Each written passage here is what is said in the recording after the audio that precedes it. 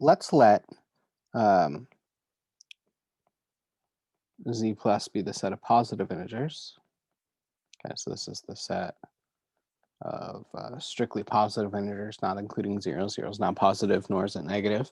And what I want to do is I want to consider the following relation. I want to consider the relation R on positive integers, where x and y, being positive integers, are going to be related if x divides y. And this is going to be some relation. It turns out that R is a partially ordered set or poset.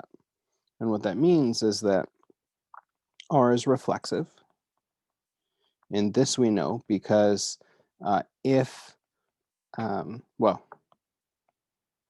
we can say this even easier. X divides X for all X. This is something that we stated above. This is actually true for all integers, but every positive integer divides itself. Okay. R is transitive. Okay, so R is transitive if X divides Y and Y divides Z, then X divides Z. And the reason for this, if we think about how to prove this, is that, well, to prove this, let's assume X divides Y and Y divides Z.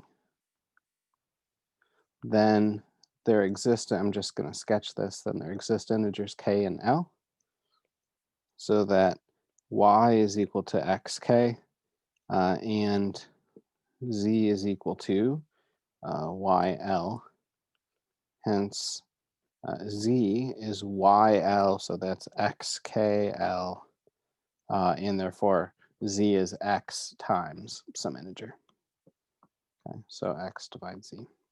So R is reflexive and transitive, and then to be a partially ordered set, it has to have one more property, and that's anti-symmetry.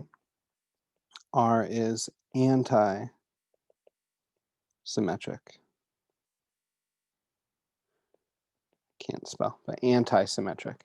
What that means is that if X divides Y and Y divides X, then X equals Y.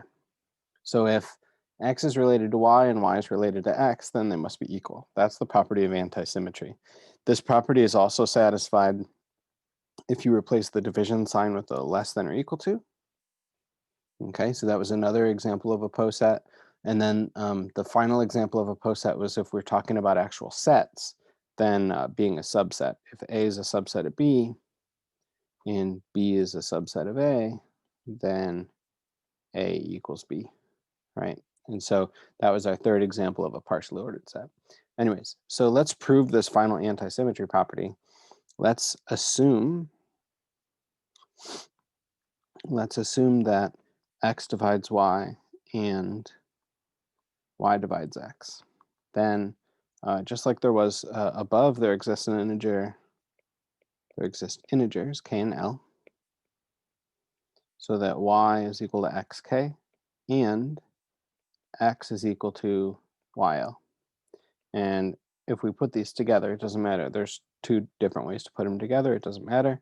But if we put them together, we get that Y is equal to X times K. So that means that Y is equal to X, which is Y times L times K. So that 1 is equal to LK. Now, the only solution to this in the positive integers is that L and K have to both be 1.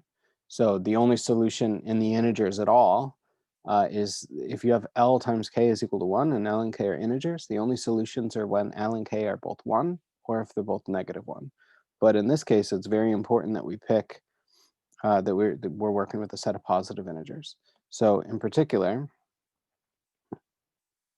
L and K have to both be 1.